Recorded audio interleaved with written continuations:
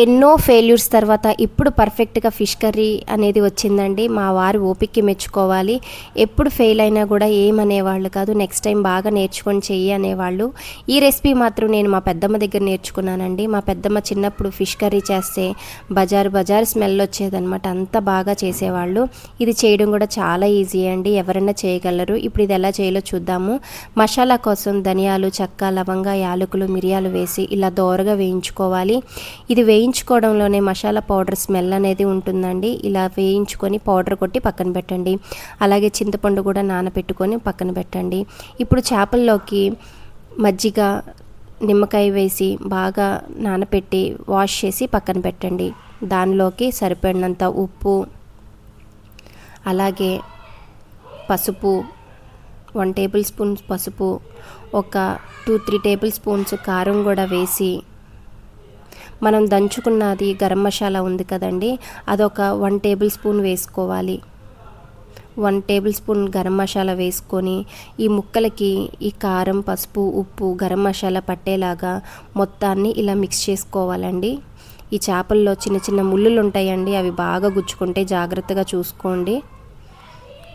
ఇదిగోండి ఆల్రెడీ నాకు ఒక కాటు వేసిందనమాట. ఇలా ముళ్ళులు ఉంటాయి, మంచిగా చూసుకొని మిక్స్ చేసి పక్కన పెట్టండి. ఇప్పుడు బాండీలోకి సరిపడినంత ఆయిల్ వేసుకొని ఉల్లిపాయలు సన్నగా తరగాలండి. సన్నగా తరిగి ఈ ఆయిల్లోకి ఉల్లిపాయలు కొంచెం సేపు వేయించుకోవాలి. ఇలా మంచిగా బ్రౌన్ షేడ్ వచ్చినాక దానిలోకి పచ్చిమిరపకాయలు, ఒక 6-7 పచ్చిమిరకాయలు సన్నగా తరిగి, పచ్చిమిరకాయలు ఎన్ని ఎక్కువ వేసుకుంటే చేపల పులుసుకి అంత మంచి ఫ్లేవర్ వస్తుందండి. ఇలా పచ్చిమిరకాయలు కూడా మంచిగా మగ్గినాక ఇలా బ్రౌన్ షేడ్ వచ్చినాక దానిలోకి ఒక 2-3 టేబుల్ స్పూన్ అల్లం వెల్లుల్లి పేస్ట్ కూడా వేసి, అల్లం వెల్లుల్లి పేస్ట్ పచ్చివాసన పోయేదాకా మంచిగా వేయించుకోవాలి. ఇలా అల్లం వెల్లుల్లి పేస్ట్ మంచిగా వేగినాక దానిలోకి ఒక 2-3 టేబుల్ స్పూన్స్ కారం కూడా వేసుకొని, అలాగే పసుపు, దానిలోకి సరిపడినంత కళ్ళుప్పు కూడా వేసుకొని కొంచెం సేపు ఆ మసాలా మొత్తం మగ్గినాక ఇలా వేయించుకుంటూ ఉండాలండి. ఇలా వేగినాక దానిలోకి మనం చింతపండు నానబెట్టుకొని రసం పిండుకొని ఉన్న రసాన్ని కూడా దానిలోకి వేయాలి. మనకి ఎంత కావాలో ఇప్పుడే వేసుకోవాలండి. కొంతమంది కొంచెం గుజ్జుగా వండుకుంటారు, లేదంటే కొంతమంది చేపల పులుసు కొంచెం సూప్ అనేది ఎక్కువగా ఉంటుందన్నమాట. ఇప్పుడే మొత్తం అడ్జస్ట్ చేసుకొని వేసుకోవాలి. ఇలా వేసుకొని మూత పెట్టేసేయాలి. ఈ చింతపండు పులుసు బాగా మగ్గి ఆయిల్ అనేది సపరేట్ అవుతుందండి. ఇలా ఆయిల్ సపరేట్ అయినాక ఇంకా కొంచెం సేపు ఉడకనించుకోవాలి. ఈ చింతపండు మంచిగా ఉడికితే మంచి టేస్ట్ వస్తుందండి చేపల పులుసుకి. మంచి స్వీట్నెస్ కానీ ఆ పులుపు కానీ బాగా అందుతుంది. ఇలా కొంచెం సేపు చింతపండు పులుసుని బాగా ఉడకబెట్టుకోవాలి. ఇలా మూత పెట్టి కొంచెం సేపు ఉడికినాక ఆయిల్ అనేది మంచిగా సపరేట్ అవుతుందండి. అలాంటప్పుడు మనం చేపలకి ఒక్కొక్క చేప ముక్కని మెల్లిగా అలా పెట్టుకోవాలి. ఇలా మొత్తం చేపల్ని పెట్టేసినాక మనం గరిటె పెట్టి అస్సలు తిప్పకూడదండి. జస్ట్ అలా పీసెస్ అన్నిటిని మొత్తంగా పెట్టేసేసుకొని మనం క్లాత్ పెట్టుకొని ఇలా గిన్నె మట్టు మాత్రమే కదిలించుకోవాలి.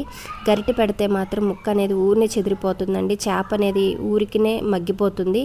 మనం గరిటె పెట్టకుండా ఇలా క్లాత్ పెట్టుకొని గిన్నె కదిలిస్తూనే మనం తిప్పుకోవాలి. దీనిలోనే సరిపడినంత ఉప్పు అన్నీ వేసుకోవాలి. ఇదిగోండి ఆయిల్ కూడా సపరేట్ అయిపోయింది కదా.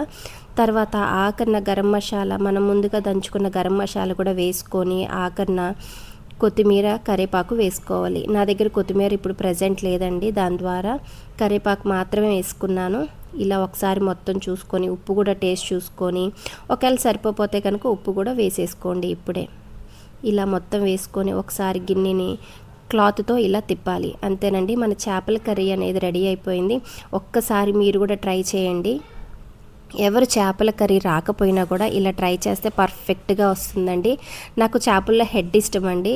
మీ ఎవరికి ఇష్టం నాకు కామెంట్లో పెట్టండి, అందుకే నేను హెడ్ అనేది చూపించాను. ఇలా ఫిష్ కర్రీ అనేది రెడీ అయిపోయిందండి. మీరు కూడా ఒకసారి ట్రై చేసి నాకు కామెంట్లో ఎలా వచ్చిందో చెప్పండి.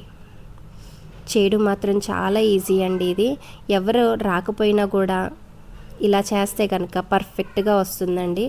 వాటర్ అనేది మనం ముందుగానే కొంచెమే పోసుకోవాలండి, ఎక్కువగా పోసుకుంటే సూప్ అనేది ఎక్కువ అయిపోతుంది. మన చేపల పులుసు అనేది రెడీ అయిపోయిందండి. మీరు కూడా ట్రై చేసి ఎలా వచ్చిందో కామెంట్ చేయండి. బాయ్.